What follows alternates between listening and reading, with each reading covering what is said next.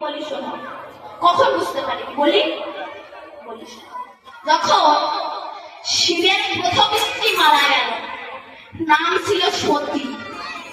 এই সতী প্রতিনিন্দা ছেড়ে যখন দেহত্যাগ করলেন, মারা গেল, সেই সময় শিব বিশাল রাগান্বিত অন্তরে বসে আছে। বিশাল এমন ভাবে নৃত্য করছে, পৃথিবী একেবারে চিরচৌচির হয়ে যাবে। সেই সময় ভগবান সুদর্শন চক্রকে পাঠিয়ে মায়ের দেহটাকে খন্ড খন্ড করে দিয়েছিল, তাই তো? কটি খন্ড করেছিল? 64টা, 51 খন্ড, যাকে বলা হয় 51 দিন। এই 51 খন্ড যখন করে দিয়েছে, সে বিশাল রাগান্বিত অন্তরে বসে আছে। পৃথিবীতে 3টে শোক আছে খুব তার। একটা হচ্ছে স্ত্রী শোক, একটা হচ্ছে পুত্র শোক, আর একটা হচ্ছে ভাতৃ শোক।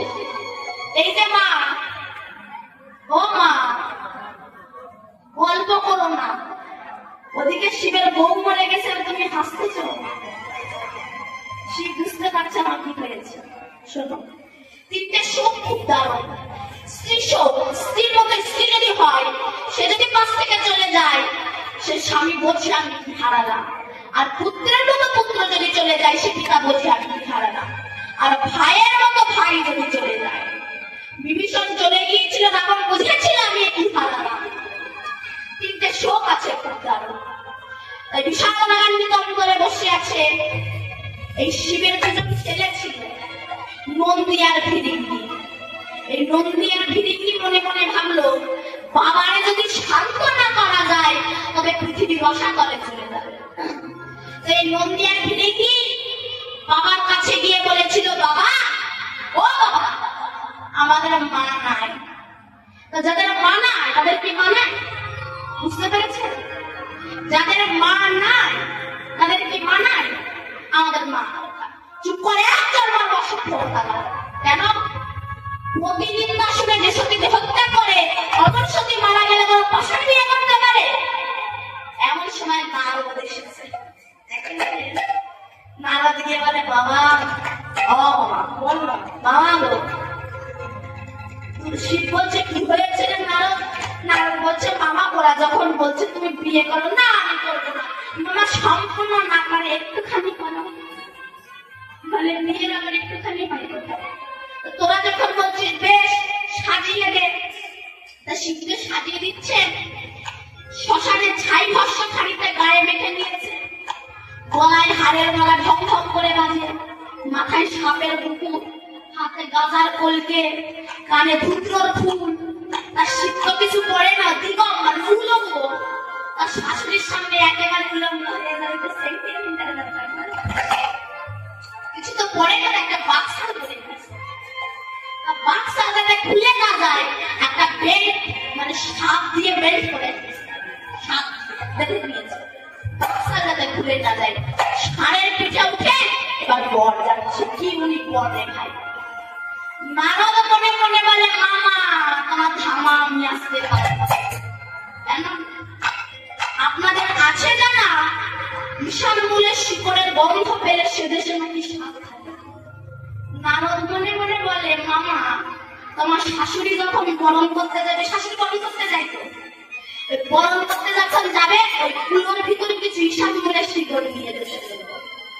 তাহলে ঈশান মূলের শিকড়ের গন্ধ সাপে পাবে, সাপ খুলে নেবে, চলে যাবে, বাক্সাল পড়ে যাবে, যাচ্ছে তাই ঘটনা ঘটে যাবে।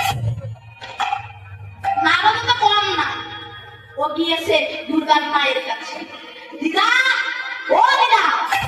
দুর্গার মা বলছে, কি হয়েছে রে নারদ?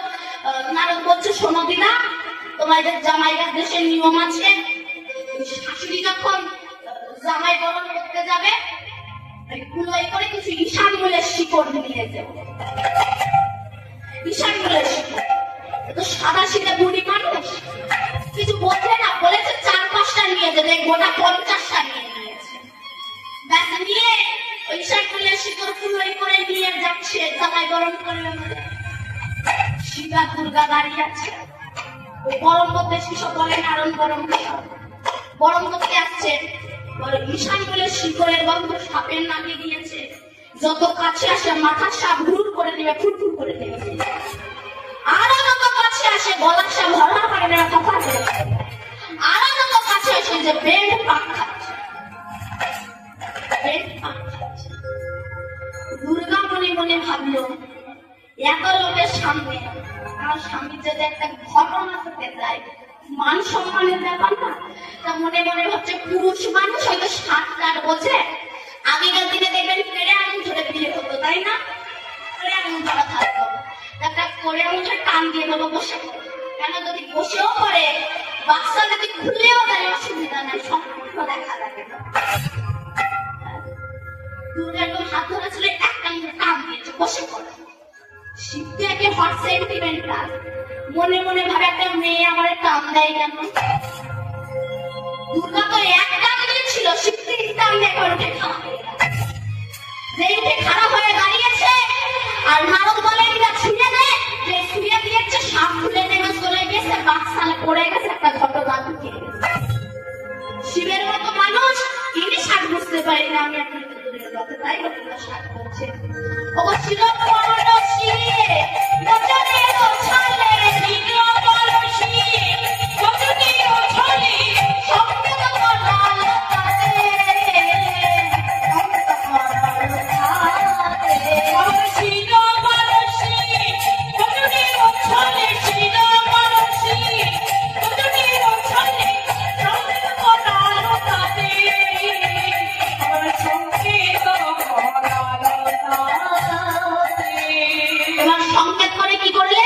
বধূ চালায় শিশু বনলয়ে, বধূ চালায় শিশু বনলয়ে, বধূ চালায় শিশু বনলয়ে, বধূ চালায় শিশু বনলয়ে, বাবা করিল ব্রজে, বধূ চালায় শিশু বনলয়ে, বাবা করিল ব্রজে। নীল হরি কুম্ভে সখী গান সঙ্গে, নীল হরি কুম্ভে সখী গান সঙ্গে, নীল হরি কুম্ভে সখী গান সঙ্গে, নীল হরি কুম্ভে সখী গান সঙ্গে, আসিল গৃহের কাছে, আসিল গৃহের কাছে। নীল হরি কুম্ভে সখী গান সঙ্গে, নীল হরি কুম্ভে সখী গান সঙ্গে, আসিল গৃহের কাছে, আবার আসিল গৃহের মাঝে এসে রাধারানী সখীদের বলছে, সখী কৃষ্ণ আমায় কেশে স্পর্শ করে বলল যেতে, কিন্তু কেশে একটা হয় কেশি ঘাট, আর একটা হয় কেশরকুঞ্জ। কোথায় যেতে বলেছে তোর আমায় বুঝিস না। এমন সময় বাসুলিয়া দেশে কহে চণ্ডীদাসে, বাসুলিয়া দেশে কহে চণ্ডীদাস, বাসুলিয়া দেশে কহে চণ্ডীদাস, বাসুলিয়া দেশে কহে চণ্ডীদাস, শুনো রাজার ঝিয়ে, বাসুলিয়া দেশে কহে চণ্ডীদাস, শুনো রাজার ঝিয়ে। আমায় অনুগত বধূর সঙ্গেত, আমায় অনুগত বধূর সঙ্গেত, আমায় অনুগত বধূর সঙ্গেত, আমায় অনুগত বধূর সঙ্গেত, না ছাড়িয়া প্রাণ দিয়ে, না ছাড়িয়া প্রাণ দিয়ে। আমায় তোমায় অনুগত বধূর সঙ্গেত, আমায় অনুগত বধূর সঙ্গেত, না ছাড়িয়া প্রাণ দিয়ে। আল্লাহ ছাড়িয়া প্রাণ দিয়ে। যেতে বলেছে, যেতে বলেছে নাগর তোমার, যেতে বলেছে নাগর তোমার, যেতে বলেছে রাধা কৃষ্ণের মিলন হবে নাগর তোমার, যেতে বলেছে রাধা কৃষ্ণের মিলন হবে, রাধা কৃষ্ণ মিলে যাবে, রাধা কৃষ্ণের মিলন হবে, রাধা কৃষ্ণ মিলে যাবে, রাধা কৃষ্ণের মিলন হবে, রাধা কৃষ্ণ মিলে যাবে, রাধা কৃষ্ণের মিলন হবে। হরি হরি হরি বলে রাধা কৃষ্ণের মিলন হবে, হরি হরি হরি ওই নাগর তোমার যেতে বলেছে, যেতে বলেছে। তো রাধারানী বলছে, সখী আমার তো বাদিনীর ঘর, আমি যাবো কি করে? দেখুন, সংসারের মধ্যে থেকেও কিন্তু গোবিন্দকে ভজনা করা যায়, তাই না? আমরা অনেক সময় বলি সংসারের চাপে ভগবানের ভজন করতে পারি না। ভুল। ঢেকি চেনো মা? ঢেকি, ঢেকি চেনো? কি করে তাতে? ধান ভেঙে কিংবা চাল কোটে বা চিড়ে কোটে। দেখবেন একজনা ওই ঢেকির পেছনে লাঠি মারে আর একটা ঘরের ভিতরে হাত দিয়ে ঘুরে দেয় না?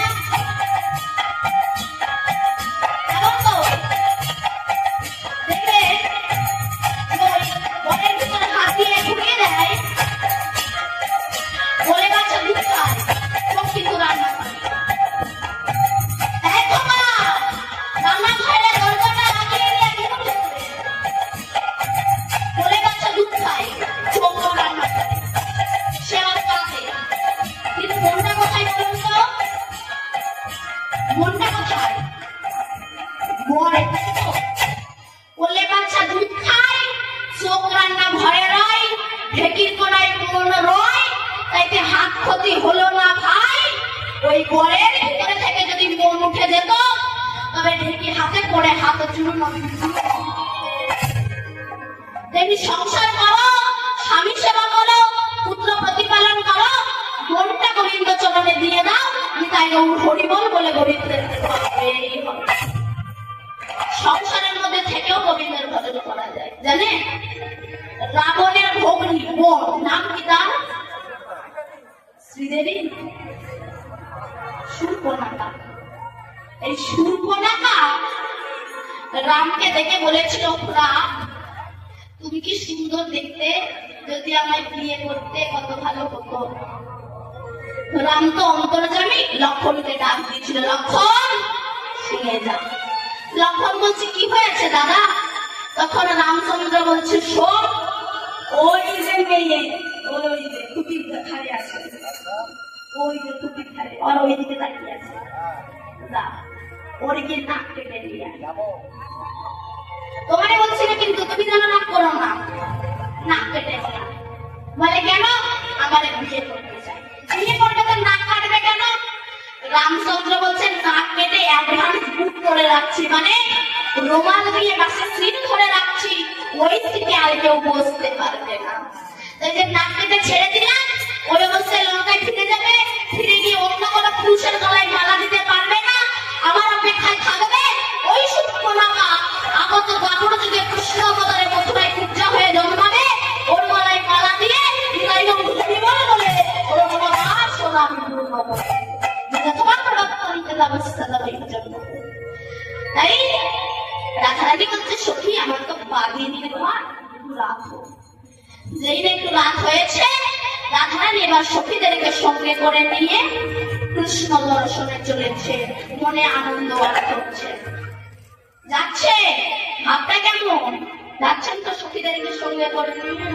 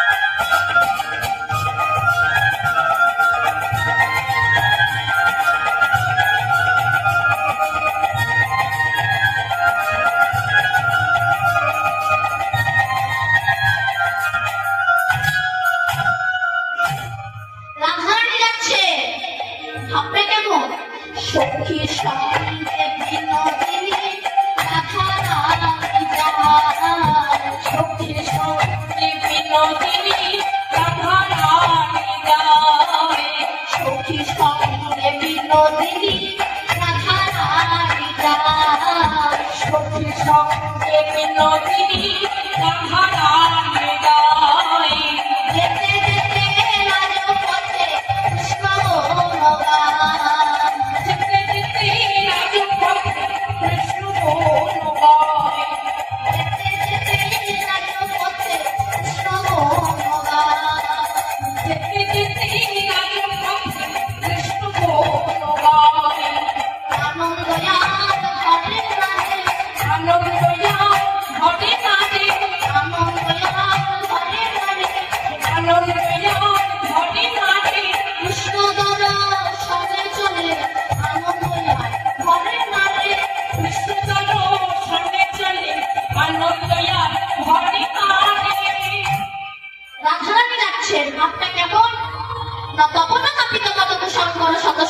দিয়া ফেলেছে রান্না পায়।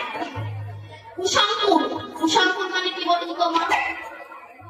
আজকে কথা নয়, কুশাঙ্কুর মানে কুশ ঘাস চেনেন? কুশ ঘাস যখন বালির ওপর দিয়ে ফোটে বেল কাটার মতো শক্ত হয় না, তাই রাধা রানীর পায়ে সখীরা বলছে, রাধে তোর পায়ে কাঁটা ফুটেছে, তো কষ্ট হচ্ছে না? দাঁড়া, কাঁটাটাকে একটু বার করে দি।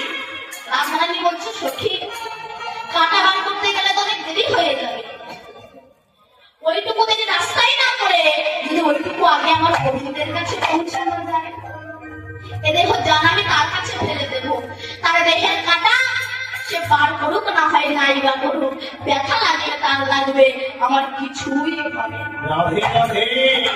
কৃষ্ণ প্রেম কাকে বলে দেখেছে? আজকাল তো আমরা রাধা কৃষ্ণের প্রেম নিয়ে অপব্যাখ্যা করে যাই। রাধারানী কতটা ভালোবাসতেন জানেন আমার গোবিন্দকে? শোনো, কেমন ভালোবাসতেন গোবিন্দকে সেটাই বলছি। শোনো, যখন আমার গোবিন্দ প্রতিদিন দ্বারকায় দন্তমার্জন করে বসতেন, আর প্রতিদিন রুক্মিণী এক গ্লাস করে গরম দুধ আমার গোবিন্দকে দিতেন, তা আজ দুধটা একটু বেশি গরম হয়ে গিয়েছে, এটা রুক্মিণী ভালোভাবে জানতো না। আর ভগবান ভক্তের দেওয়া বস্তু তো কখনো চেক করে খায় না, লবণ হলো কি হলো না, ঝাল হলো কি হলো না, তেল হলো কি হলো না, অত চেক করে খায় না, ভক্ত দিয়েছে ভগবান খায়। যেমন সনাতন গোস্বামী পান শাক রান্না করে দিয়েছে, না লবণ দেয়। ভগবান মদন গোপাল বলছে, সনাতন শাক রান্না করলি ভালো, একটু লবণ দিলি না? সনাতন বলছে, দেখো আমি গরিব মানুষ, আমার লবণ কেনার পয়সা নাই, যদি লবণ খেতে ইচ্ছা করে তাহলে বড় লোকের বাড়িতে বললেন না, বাবা তুই যা দিবি আমি তাই খাবো। পরের দিন কি হয়েছিল? বিশাল লবণে জাহাজ আটকে গিয়েছিল। ভগবান ভক্তের যে অবস্থা চেক করে খায় না, ভক্ত দিয়েছে ভগবান খায়। যেই খেয়েছে সঙ্গে সঙ্গে গোবিন্দের গাল পুড়ে গিয়েছে, যেই গাল পুড়ে গিয়েছে অমনি কৃষ্ণ হারাধে হারাধে হারাধে বলে উঠেছে। যেই হারাধে বলে উঠেছে সেই সময় রুক্মিণী গোবিন্দকে প্রশ্ন করছে, আচ্ছা কৃষ্ণ, আমরা তো তোমার এতজন মহিষী আছি, তা আমাদের কি তোমার পছন্দ হয় না? তুমি সর্বক্ষণ রাধা রাধা রাধা রাধা রাধা রাধা করো, এই রাধাটা কে? কোন নায়িকা তোমার স্ত্রী তার স্বামীকে জিজ্ঞাসা করে, আমার মধ্যে কি নাই যে ওর মধ্যে আছে যে তুমি ওকে এত ভালোবাসো? তো রাধারানী রুক্মিণী বলছে, আমাদের মধ্যে কি নাই যা রাধার মধ্যে আছে যে তুমি রাধাকে এত ভালোবাসো? গোবিন্দ বলছে, রুক্মিণী তুমি কি কোনোদিনও রাধাকে দেখেছ? বলে না তো। বলে আগে যাও, গিয়ে দেখো, তারপরে বলবে। রুক্মিণী তখন বৃন্দাবনের পথে চলেছে, মনে মনে ভাবছি গাল পুড়ে গিয়েছে, তবু কৃষ্ণ রাধে রাধে বলছে, না জানি রাধাটা কি, আমাকে দেখতেই হবে। এই বলে চলেছে, হে বিশ্বভানু রাজনন্দিনী রাধারানী, হে কৃষ্ণ সুখ প্রদায়িনী রাধারানী, হে কৃষ্ণ বৃক্ষ বিলাসিনী রাধারানী, দেখা দাও বলে বৃন্দাবনের পথে চলেছে। যেতে যেতে দেখছে একজন অপূর্ব সুন্দরী নারী দাঁড়িয়ে আছে। যেই না রুক্মিণী তাকে গিয়ে প্রণাম করতে যাবে, সেই অপূর্ব সুন্দরী নারী বলছে, হা প্রণাম করো না, তুমি যাকে প্রণাম করছো ভাবছো আমি সে নই, আমি সেই শ্রীমতী রাধা শ্রীচরণের দাসী ললিতা সখী। তখন রুক্মিণী বলছে, হ্যাঁ যার রাধা যার সখী এত সুন্দর দেখতে, না জানি সে কত সুন্দর দেখতে হবে। তো রুক্মিণী ললিতাকে বলছে, বলতে পারো ললিতা সখী, কোথায় গেলে একটু রাধা রানীর দেখা পাবো? ললিতা বললেন, এই পথ ধরে চলে যাও, এই পথ ধরে গেলে তোমাকে 7টা দ্বার ভেদ করতে হবে, আর প্রতিটা দ্বারে আমার মধ্যে একটা করে সখী দাঁড়িয়ে আছে। তাহলে রাধা কি অত সস্তা বস্তু? তাহলে তো রাধা দেশে হয়ে যেতে পারতো না। রাধা কাকে বলবে? রাধা যিনি আরাধনা করেন তিনি হচ্ছেন রাধা। আরাধনা কাকে বলে? আপনি ব্রহ্ম মুহূর্ত উঠে স্নান করুন, স্নান করে পদ্মা হিন্দু ধর্মকে ছোট করার জন্য হিন্দু ধর্মের গীতাটা সবার নিচে দিয়ে কারাগার সমস্ত শাস্ত্রগ্রন্থ রেখে দিয়েছে। স্বামীজি হেসে বলছে, বিচার তো আপনারা করেই রেখেছেন, কেন গীতা যদি নিচে থাকে গীতাই বড় হবে কেন? আরে মশাই বুঝলেন না, ধান যে সইতে পারে সেই তো বড়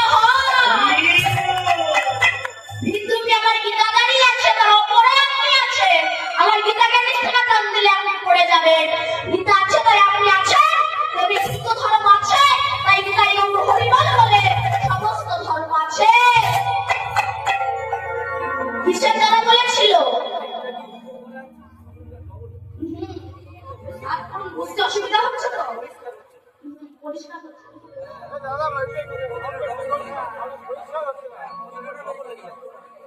ফল হয়ে আছে। রাধে জনিতায়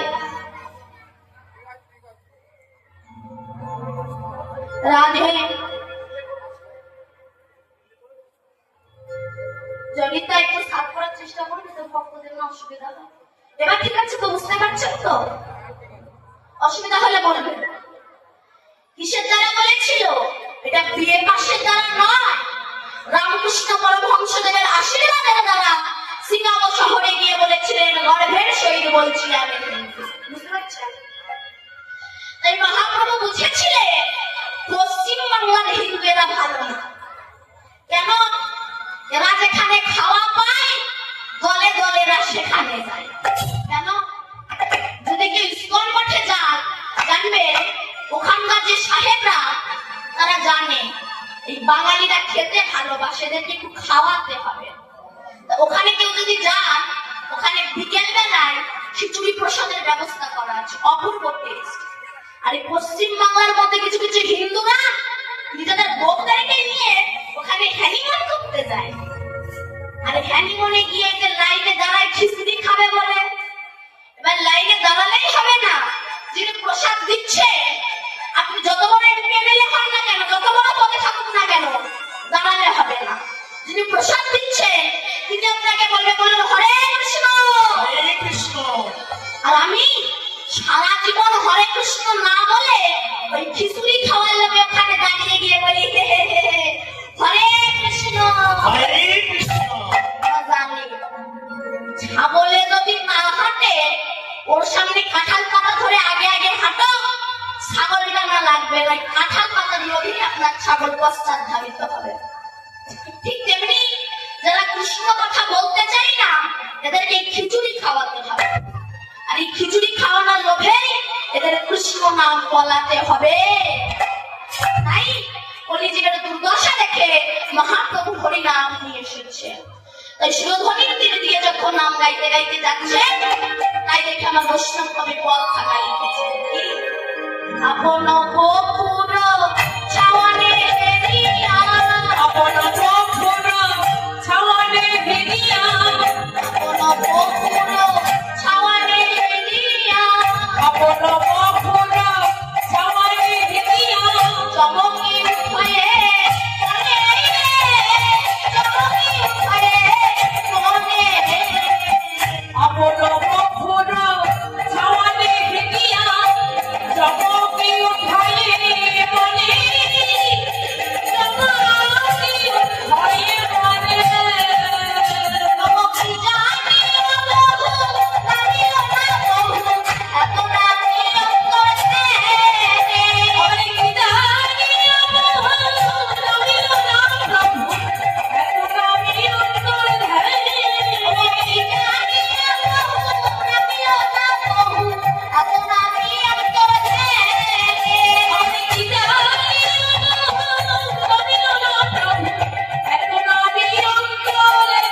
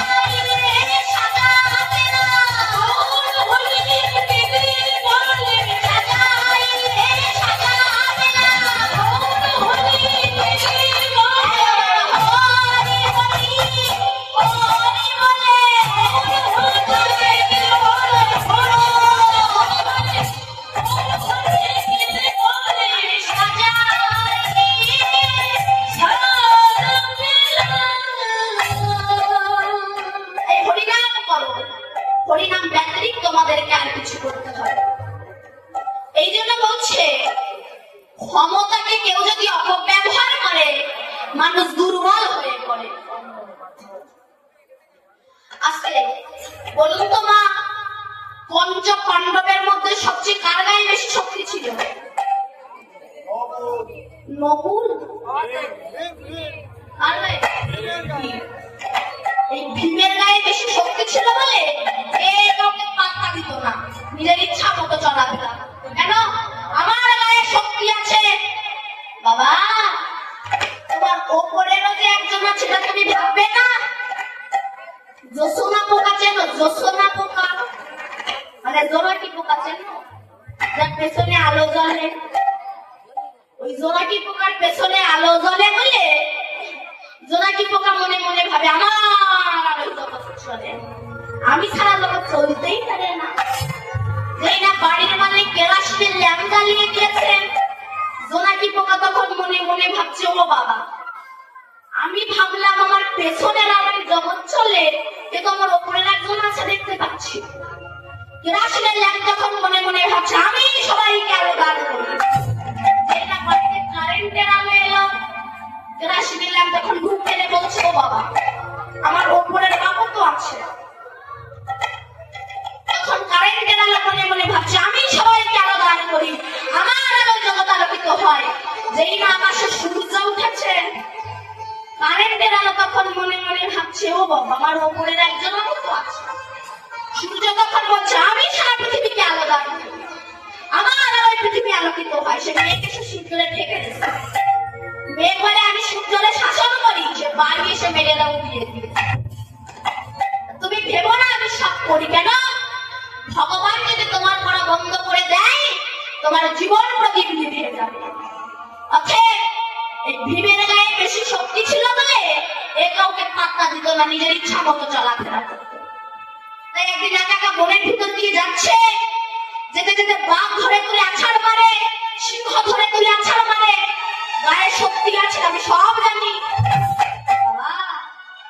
সব জানি, এটা ভাবলে কোনোদিন হবে না। কেমন জানে? এক গেজেটেড অফিসার নদী পার হচ্ছে, তো নিজের গর্ভের কথাটা মাঝিকে শোনাচ্ছে। জানো মাঝি, আমি একজন গেজেটেড অফিসার। মাঝি বলে, হ্যাঁ আপনি শিক্ষিত মানুষ, তো তোমাকে কোনো প্রশ্ন করতে বলতে পারবে? বলে বলো। এগুলো একটু ভালো করে শুনো। আরো কীর্তন দেশে বহু বেড়ে গিয়েছে, বহু জায়গায় বহু বহু কীর্তন হচ্ছে। বলুন তো, একা একা কীর্তন হওয়া সত্ত্বেও অমানুষ কেন মানুষ হচ্ছে না? মানুষ অমানুষ হয়ে যাচ্ছে কেন? কারণটা কি? বলছে না যিনি কীর্তন গাইছে তারই চরিত্র ভালো না, তা আপনার চরিত্র ভালো হবে কি করে? আমি কীর্তন গাই, এদিকে চুল্লু গাঁজা মদ মাছ মাংস সব খাই, আবার আসরে এসে কীর্তন করি। আমার মুখে কীর্তন শুনে কি আপনাদের কৃপা বা করুণা হবে না? এই জন্য বলছে হরিনাম শোনা যায় বৈষ্ণবের ঠাই। হরিনাম শোনো, কিন্তু বৈষ্ণবের মুখে ছাড়া অবৈষ্ণবের মুখে শুনলে হরিনামে কোনোদিনও কৃপা হবে না। কারণ নোংরা জলে কি নোংরা পরিষ্কার হয় রে মা? অতএব বলে তোমাকে কটা প্রশ্ন করে উত্তর দাও। বলে বলো। অফিসার জিজ্ঞাসা করছে, আচ্ছা মাছি বলো তো, আকাশে সূর্য ওঠে কেন, চন্দ্র ওঠে কেন, দিন রাত হয় কেন? তো অফিসার বলছে, মাছি বলছে, স্যার আমি তো মূর্খ, মাছি বলতে পারবো না। আচ্ছা বলো তো, অমাবস্যা পূর্ণিমা হয় কেন? না স্যার আমি পড়াশুনো শিখিনি, স্কুলে যাইনি, বলতে পারবো না। আচ্ছা বলো তো, জোয়ার ভাটা হয় কেন? না স্যার আমি জানি না। দেখ তুমি কিচ্ছু জানো না, চালাও নৌকা। যেই না নৌকা মাছ পথে এসেছে,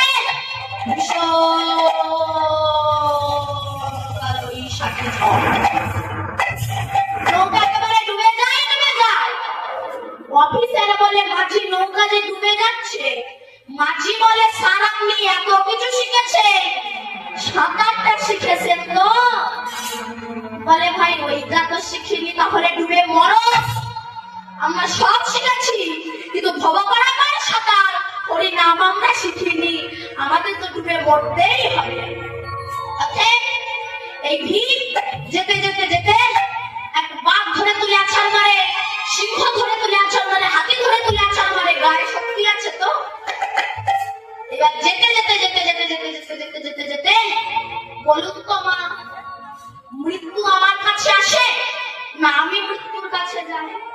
বলো বাবা, মৃত্যু আমার কাছে আসে না, আমি মৃত্যুর কাছে যাই। আমি মৃত্যুর কাছে যাই, তাই তো? আমি যদি সকালবেলা উঠে খালি পেটে সুল্লু খাই, তা মৃত্যু আমার কাছে আসবে না, আমি মৃত্যুর কাছে যাব। আমি মৃত্যুর কাছে যাব না। তো ভীম যেতে যেতে একটা গহ্বর গুহার ধারে এসে দাঁড়িয়েছে। যখন সেই গুহার ধারে এসে দাঁড়িয়েছে, একটা বিশাল অজগর সাপ এসে ভীমকে আষ্টে পৃষ্ঠে জড়িয়ে ধরেছে। ভীম কিছুতেই ছাড়াতে পারছে না। তত কি অহংকারী ব্যক্তি ইচ্ছাকৃত ছুটে বেড়ায়, অভিশাপ রূপ সাপ এসে তাকে মৃত্যুর পথে টেনে নিয়ে যায়। যখন জড়িয়ে ধরেছে, কিছুতেই ভীম ছাড়াতে পারছে না। সর্বপ্রথম দাম দেয়নি, বাহাতে লেজটা ধরে যে আছাড় মারতে গেছে, আরো জড়িয়ে ধরেছে, কিছুতেই ছাড়াতে পারছে না। এমন সময় যুধিষ্ঠির দ্রৌপদীকে জিজ্ঞাসা করছে, দ্রৌপদী, ভীম কোথায়? তাকে তো দেখছি না। দ্রৌপদী বলছে, সে তো একটু আগেই একা একা বনের ভিতরে গিয়েছে। যুধিষ্ঠির বুঝতে পেরেছে আমার ভাইয়ের মনে হয় কোনো বিপদ হয়েছে। এই বলে বনের ভিতর দিয়ে যাচ্ছে। যেতে যেতে দেখছেন এদিকে বাঘ মরা, ওদিকে হাতি মরা, সিংহ মরা। বুঝতে পেরেছে এই পথ ধরে আমার ভাই গিয়েছে। এই পথ ধরে গিয়ে দেখছে একটা বিশাল অজগর সাপ ভীমকে আষ্টে পৃষ্ঠে জড়িয়ে ধরেছে। ভীম কিছুতেই ছাড়াতে পারছে না। যখন ছাড়াতে পারছে না, তখন ভীম বাহু তুলে গান দিয়েছে, হে ভক্তের ভগবান, হে করুণার ভগবান, তুমি আমাকে রক্ষা করো। হে কৃষ্ণ করুণা সিন্ধু দীনবন্ধু জগৎপতে গোপীশ গোপিকা কান্ত রাধা কান্ত নমস্তে। হে ভক্তের ভগবান, তুমি আমায় রক্ষা করো। যে আকুল প্রাণে ডেকেছে, ভক্তের আকুল আহ্বানে ভগবান এসে দাঁড়িয়েছে।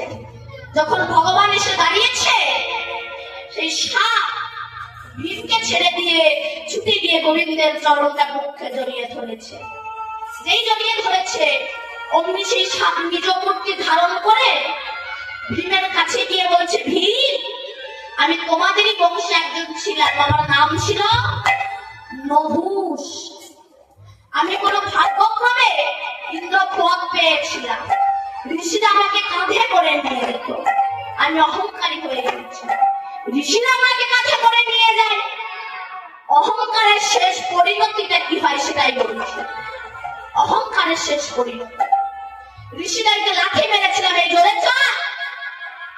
আজ আপনি নেতা আছে তাই সবাইকে লাঠি মারছেন, আগামী দিন যদি না থাকে ওই লাঠি তো উল্টে আপনি পাবেন। আজ নেতা আছেন তাই সবাইকে লাঠি মারছেন, আগামী দিন ভোট না পেলে তো আপনার সামনে পেছন দুদিক থেকে লাঠি মারবে। সে কথাটা একবারও ভেবেছে? আমি লাঠি মেরেছিলাম, এই জোরে চল। বৃদ্ধ ঋষি তো চলতে পারে না, অভিশাপ দিয়েছিল, নহুষ তোমার এতবার স্পর্ধা, তুমি আমাদেরকে লাঠি মারলে, যাও তোমাকে অভিশাপ দিলাম, তুমি সর্বকুলে জন্মগ্রহণ করবে। নহুষ তখন রথ থেকে নেমে এসে ঋষিদের চরণ জড়িয়ে ধরে বলছে, আপনি তো আমাকে অভিশাপ দিলেন, কিন্তু উদ্ধার হবো কি করে? তখন ঋষিরা বলেছিল, যদি কোন কৃষ্ণ ভক্তের চরণ তুমি জড়িয়ে ধরতে পারো, আর সেই ভক্তের আকুল আহ্বানে যদি ভগবান এসে দাঁড়ায় আর ভগবানের চরণ স্পর্শে, তবে তুমি উদ্ধার হবে। এতে ভীম ছিল কৃষ্ণ ভক্ত, কৃষ্ণ ভক্তের চরণ যে জড়িয়ে ধরেছে, অমনি নহুষ উদ্ধার হয়ে গিয়েছে। বললেন তো নহুষ মানেটা কি? নহুষ মানে যার কোনো হুঁশ নাই, তিনি হচ্ছেন নহুষ। তাই এদের জন্যই মহাপ্রভুর আশা সুরধ্বনির দিন আলো করে এসেছে, হরিনাম করছেন। তোমরা বিলম্ব করো না, তোমরা হরিনাম করো, গৌর হইল দিয়ানবতী। তাই বললেন, দেখো আমার গৌরে এই সময় নদিয়া উলধ্বনি, উলধ্বনি কথা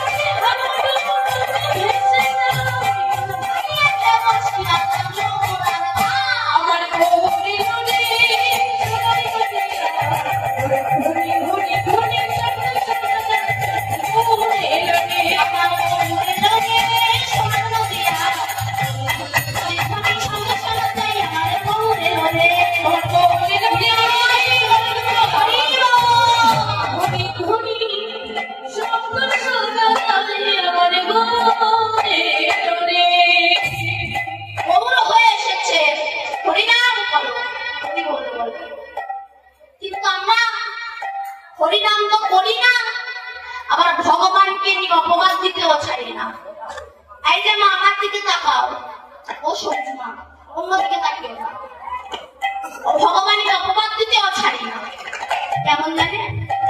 শোনো, যখন রামচন্দ্র সীতাকে হারিয়ে হাসিতা হাসিতা বলে বনের মধ্যে ঘুরে বেড়াচ্ছে, সে সময় শিব আর দুর্গা রথে করে শূন্য পথ দিয়ে যাচ্ছিল। যেতে যেতে দুর্গা শিবকে বলছে, স্বামী একটু নিচের দিকে তাকান, আস্তে কথা বলো না, নিচের দিকে তাকান, ওই যে যিনি কাঁদছেন উনি কি আপনার প্রভু? উনি কি আপনার আরাধ্য শ্রীরাম? দুর্গা বলছে হ্যাঁ। শিব বলছে হ্যাঁ, উনি আমার প্রভু, উনি আমার আরাধ্য শ্রীরাম। তো দুর্গা বলছে, তোমার ভগবান কেমন ভগবান যে তোমার ভগবানের স্ত্রীকে কে হরণ করে নিয়ে গেছিল উনি জানে না? তোমার ভগবান কেমন ভগবান যে তোমার ভগবানের স্ত্রীকে রাবণ রাজা হরণ করে নিয়ে গিয়েছিল উনি জানে না? আচ্ছা বলুন তো, রাম যদি ভগবান হবে, সে যদি সারা পৃথিবীর খবর জানতো, সে কি জানতো না যে মায়া হরিণ ধরতে গেলে আমার সীতাকে রাবণ রাজা হরণ করে নিয়ে চলে যাবে? এটা কি তিনি জানতেন না? অবশ্যই জানতেন। তথাপিও গেলেন কেন? কারণটা কি? এগুলো একটু ভালো করে শোনো। শুধু ফেসবুক দেখে সময় নষ্ট করো না, নিজের ধর্মটাকে রক্ষা করার জন্য হলেও একটু সময় নষ্ট করো। তথাপিও গেলেন কেন? কারণটা কি? জগতের জীবকে শিক্ষা দেওয়ার জন্য। ও জগতের জীব, তোমরা আমার কথা শেখো, যদি কোন পুরুষ তার স্ত্রীর অবৈধ দাবি পূরণ করতে যায়, তার পরিণতিটা ঠিক আমার মতো হয়।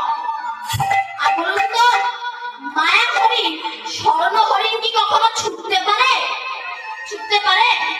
রামচন্দ্র জানতেন না? সীতা জানতেন না? তথাপিও গেলেন কেন?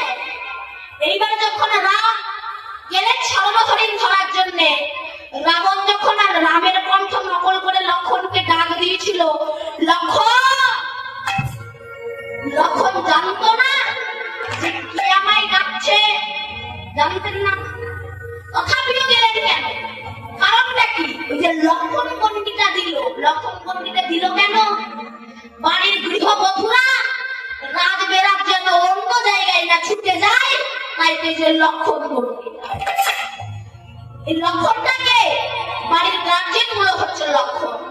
কিন্তু যে নারী লক্ষণের গণ্ডিকে ত্যাগ করে লক্ষ্যভ্রষ্টা হয়ে নিজের সংসারের দিকে সম্মান না দিয়ে, জ্ঞানী গুণী শ্বশুর শাশুড়িকে সম্মান না দিয়ে অন্য জায়গায় ছুটে যায়, রাবণের মতো ব্যক্তি এসে তাকে হরণ করে। এই রাবণটাকে, রাবণটা হচ্ছে কুলদৈব কুসঙ্গ, আর সীতা হচ্ছে ভক্তি। এই ভক্তি হারিয়ে প্রভু কাঁদছে। এইবার বলবে, রাম একটা ভগবান হারিয়ে, রাম একটা ভগবান হয়ে বউ হারিয়ে কাঁদছে। বলছে না, এই সীতাটাকে, সীতা হচ্ছে ভক্তি। এই ভক্তি হারিয়ে গিয়েছে তাই ভগবান কাঁদছে। যখন কাঁদছে, এবারও বলুন তো, যদি রাবণ না সীতাকে হরণ করতো, তবে রাবণ কি আমার রাম সীতার যুগলটা দর্শন করতে পারত? আপনারা জানেন সীতাকে মাতৃমণ্ডলী, পিতৃমণ্ডলী, আহত, অনাহত, ভাগত, কথা বুঝে যাচ্ছেন? আহত, অনাহত, ভাগত এবং গ্রামবাসীর চরণে রইল আমার কোটি কোটি ধন্যবাদ প্রণাম। জানেন আমার রাধা গোবিন্দের গৌরী তায়ের রাতুল চরণে আশ্রয় গ্রহণ করেছে, তাহাদের সবাকার চরণে রইল আমার কোটি কোটি ধন্যবাদ প্রণাম।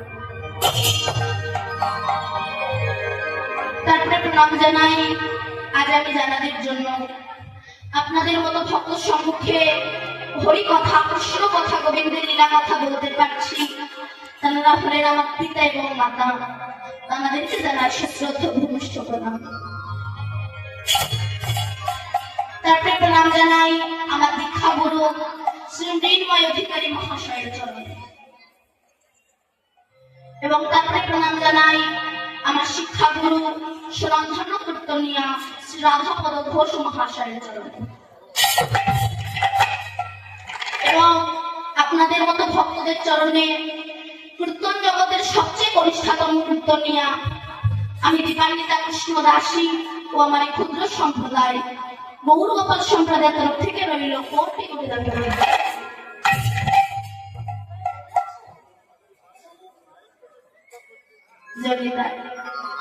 তবে মা আমি তো সামান্য পরিপত জীব,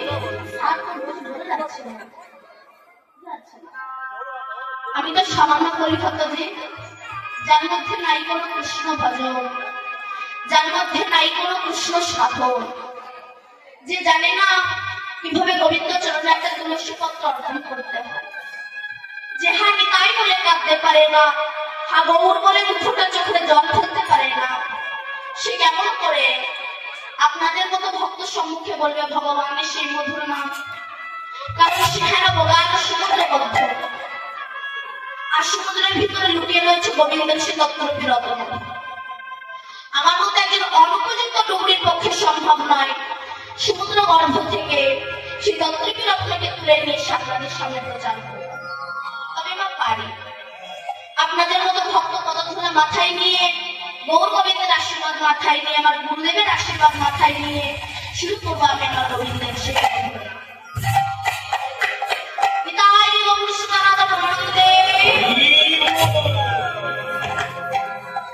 শ্রীমান মহাপ্রভু গৌরাঙ্গ সুন্দর শ্রী সচিন নন্দন আমার বৃন্দাবন ধাম পরিত্যাগ করে, গৌরহরি গোলক বৈকুণ্ঠ ধাম পরিত্যাগ করে নবদ্বীপ ধামে এসেছেন।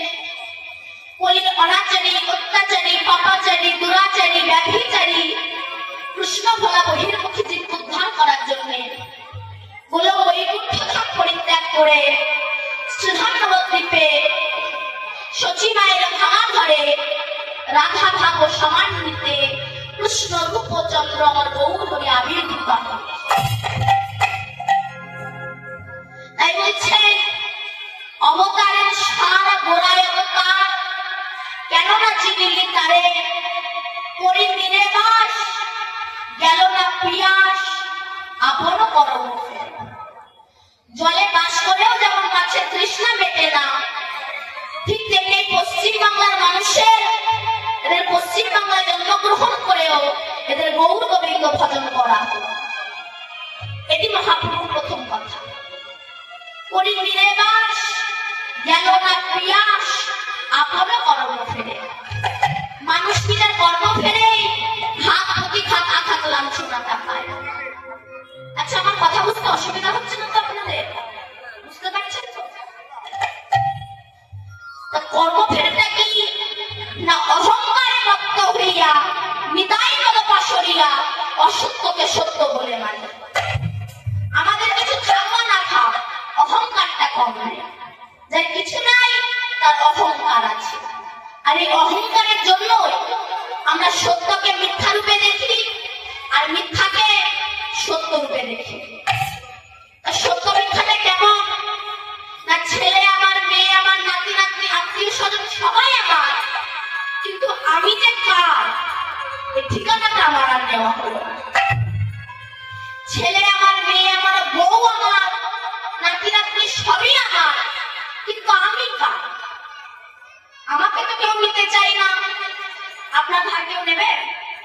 নেবে? আপনার পয়সার ভাগ সবাই নেবে, কিন্তু আপনি যখন অসহায় হয়ে পড়ে থাকবেন তখন আপনার ভাগ কেউ নেবে।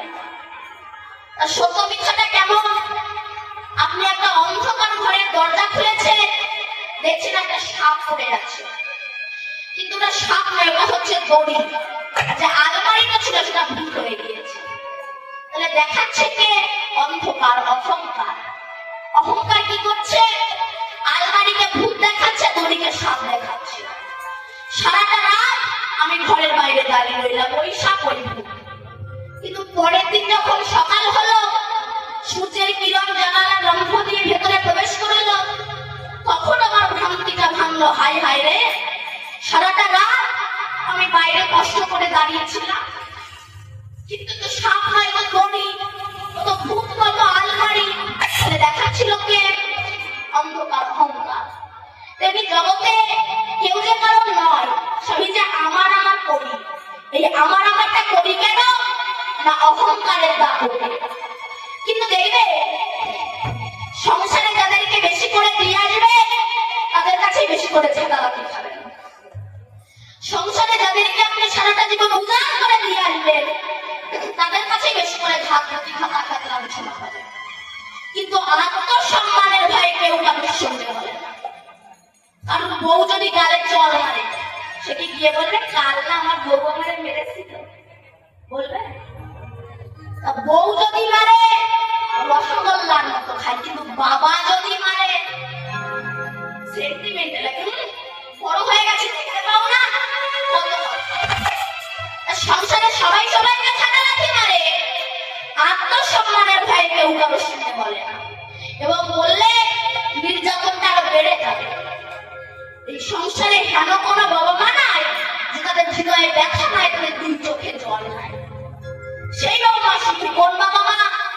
যাদের পয়সা আছে তাও সুখী নয়, দেখতে পাচ্ছি তো, তাও ঘর ছাড়তে হচ্ছে, কিন্তু আত্মসম্মানের ভয়ে কেউ কারোর সঙ্গে বলতে পারছে না। বললে এই নির্যাতনটা আরো বেড়ে যাবে। তেমন জানে তিনটে কুকুর, বেশ একই রকম দেখতে, একই রকম সাইজ, একই রকম কালার, কালো, তারা মানে বেশ ভালো বন্ধু। তো তারা এখন রাস্তা দিয়ে যাচ্ছে, যেতে যেতে একটা বাড়িতে বিয়ে হচ্ছে। তো সেই বাড়িতে পাঠা ছাগলের মাংস রান্না করা হচ্ছে। এখন মাংসের গন্ধ যদি কুকুরের নাকে যায়, কুকুর এদিক ওদিক ছুটছে, কোথায় যাব, কোথায় গেলে পাব। প্রথম কুকুরটা গিয়েছে, চারিদিকে তো প্যান্ডেল করা, ঢুকবে কোথা দিয়ে? তো কোন রকম একটা ছিদ্র দেখতে পেয়ে একটা দাগ দিয়ে টেনে বড় করে ভেতরে ঢুকেছে। ঢুকে দেখছে চারিদিকে বিভিন্ন রকম জিনিস রান্না করা আছে। ও গিয়ে যেটা মুখ দিতে যাবে, যে রান্নি রান্না করছিল, এই যে জাল দেবে বলে যে কাঠ ছিল, ওই কাঠ ছুঁড়ে মেরেছে। একেও তো করতে করতে বাইরে বেরিয়ে এসেছে। তো আর দুটো কুকুর বলছে কি রে, এলি গেলি আবার এক্ষুনি চলে এলি। তখন প্রথম কুকুরটা বলছে বলে বলিস রে, যাওয়ার সঙ্গে সঙ্গেই বসিয়ে দিল। হাঁপানি খেয়েছে, যাওয়ার সঙ্গে সঙ্গে বসিয়ে দিয়েছে। দ্বিতীয়টা ভাবলো ও যাওয়ার সঙ্গে সঙ্গে যখন ওরা বসিয়ে দিয়েছে, তবে আমিও যাবো। দ্বিতীয় কুকুরটাকেই গিয়েছে, ও গিয়ে যে না মুখ দিতে যাবে, প্রথমটাকে তো শুধু কাঠের বাড়ি মেরেছিল, এবারে দ্বিতীয়টাকে ওই যে জ্বলন্ত আগুন দেওয়া যে কাঠ, ওই কাঠ ছুঁড়ে মেরেছে। কিছু পশম টসম পড়ে গিয়েছে। কেউ কেউ কেউ করতে করতে বাইরে বেরিয়ে এসেছে, বাইরে এসে কেউ কেউ বন্ধ হয়ে গেছে। তৃতীয় নাম্বার কুকুরটা বলছে কি রে, তুইও গেলি আবার এক্ষুনি চলে এলি। দ্বিতীয় নাম্বার কুকুরটা বলছে বলে বলিস যাওয়ার সঙ্গে সঙ্গেই গরম করো। কেউ একটা কারোর সঙ্গে বলে না। এবার তিন নাম্বার কুকুরটা যে গিয়েছে, রানী ভাবছে এক কুকুর বারবার আসছে, একই রকম দেখতে তো। ওরে কি করেছে, বস্তার ভিতর ঢুকিয়ে আচ্ছা খেয়াল ফিরিয়ে রেখে রেখেছে। সবার খাওয়া দাওয়া শেষ, সবাই আবার খানিকটা করে খেয়ে তারপরে ছেড়েছে। তো আর দুটো কুকুর বলছে কি রে, তোরা তো দেরি হলো। তখন এই তিন নাম্বার কুকুরটা বলছে বলে বলিস রে, পেলে কি আর সারে রে, খাওয়ালো, বসালো, শোয়ালো। সবাই বলে আপনি আসেন না, বহুদিন পর এসেছেন, সকলের মনোবাসনা পূর্ণ করে এসেছে। খাবারই খেয়েছে, আত্মসম্মানের ভয়ে কেউ কারোর সঙ্গে বলছে না। ঠিক তেমনি সংসারে যারা আমার মালিক সাথে বসে আছি, তারা বাইরে বাইরে বলে বেড়ায় গরম গরম দিচ্ছে, যাওয়ার সঙ্গে সঙ্গে বসিয়ে দিচ্ছে, কিন্তু কি যে দিচ্ছে তা তো বুঝতে পারছি। তথাপিও মানুষকে এত কষ্ট পেতে হচ্ছে কেন জানে? অহংকারে মত্ত হইয়া, নিতাই মত পাশরিয়া, অসত্যকে সত্য বলে মানি। তাই অলিজিমের দুর্দশা দেখে মহাপ্রভু হরিনামের ডালি মাথায় করে এনেছে। ও তোমরা হরিনাম করো, গৌর ভজ, তোমরা গৌর ভজ, তোমরা গৌর ভজ, গৌর ভজ, গৌরী গুণ নাম ভজ, নাম ভজ, নিত্য নাম তোমরা গৌর ভজ, তোমরা গৌর ভজ, গৌর ভজ, গৌর গৌর নাম ভজ, নাম ভজ, নিত্য নাম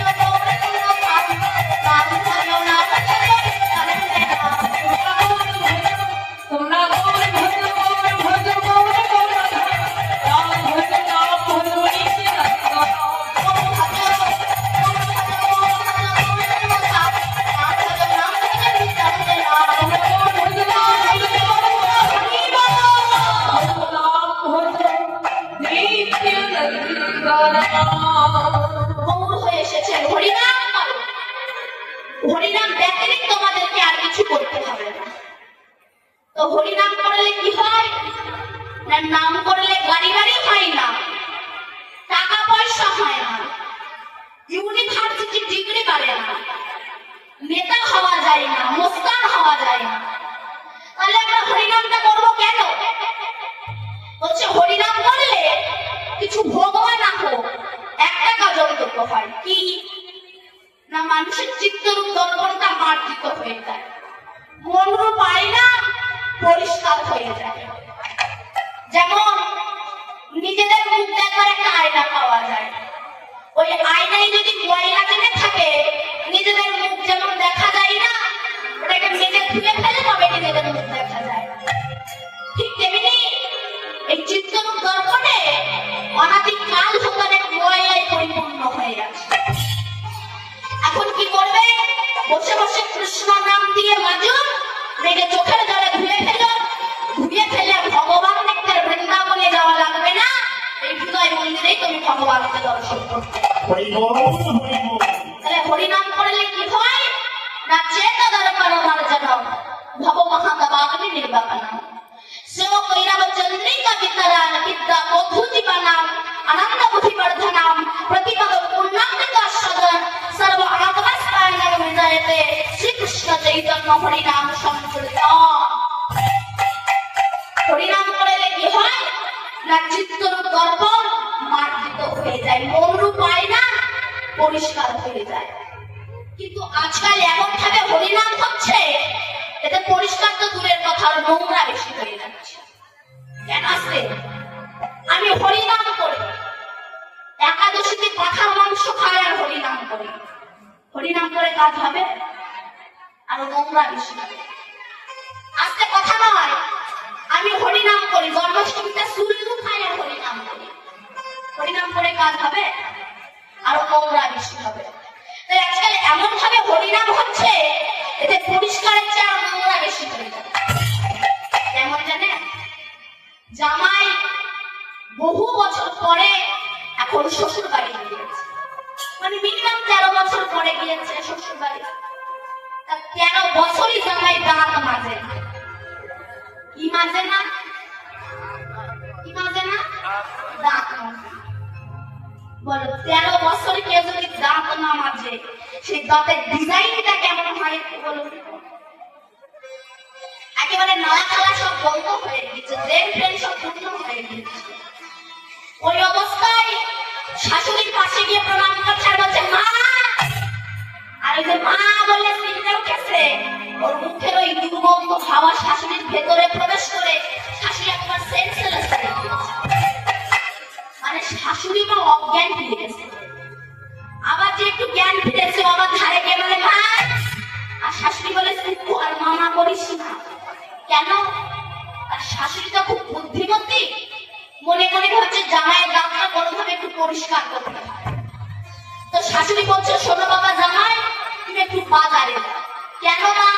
মামা করিস না, মামা করতে বারণ করেছি। কেন মা?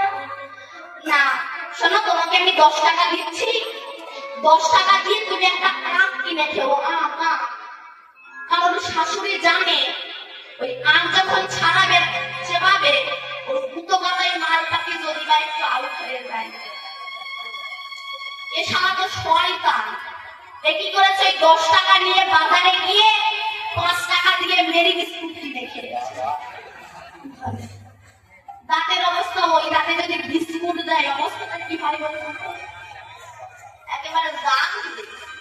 আর 5 টাকা ছিল, 10 টাকার মধ্যে 5 টাকার বিস্কুট খেলে 5 টাকা আছে, ওই 5 টাকা দিয়ে পাকা কালো জাম তাই কিনে খেয়েছে।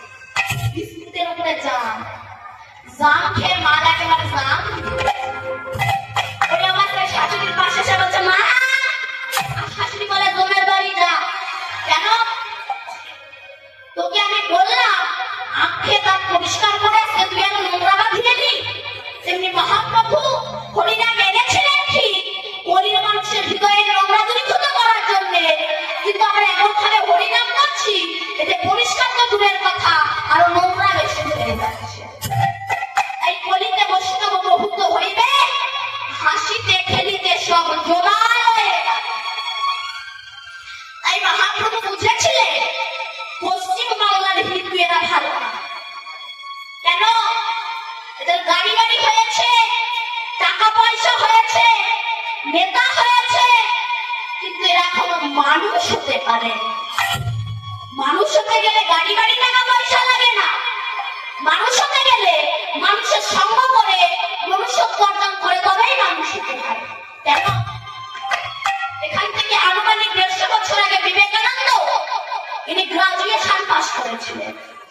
তথাপিও ইনি রামকৃষ্ণ পরমহংসদেবের চরণে শিষ্যত্ব গ্রহণ করেছিলেন। কিন্তু এই পশ্চিমবাংলার হিন্দুদের মধ্যে কিছু কিছু হিন্দুরা আছে, এরা সামান্য একটু পড়াশোনা শিখে মনে করে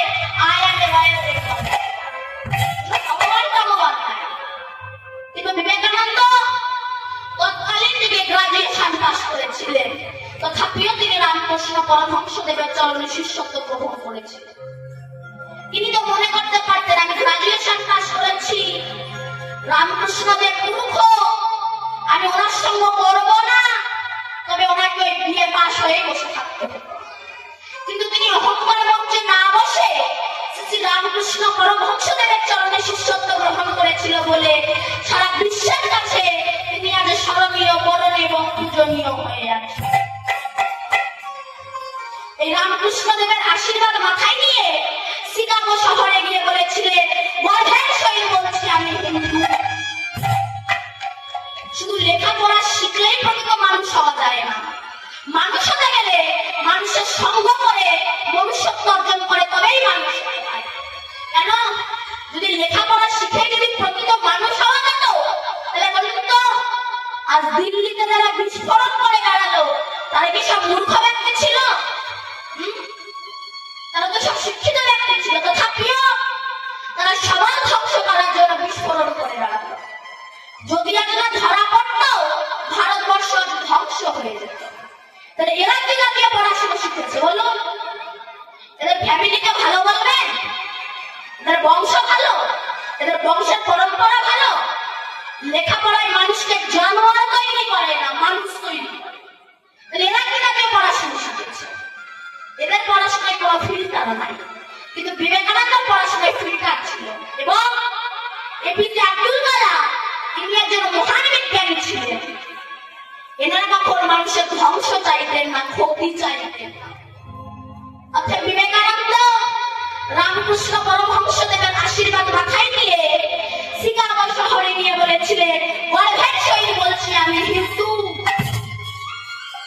যে হিন্দু কথাটা বলতে আজকাল আপনারা ভয় পাচ্ছে, কিন্তু লিখে রাখুন, এখনো যদি হিন্দু এক না হয়, আগামী 20-30 বছরের মধ্যে একটা হিন্দু পৃথিবীতে থাকবে।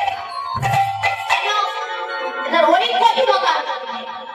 অর্থাৎ তিনি গিয়ে বলেছিলেন, গর্ভের সহিত বলছি আমি হিন্দু।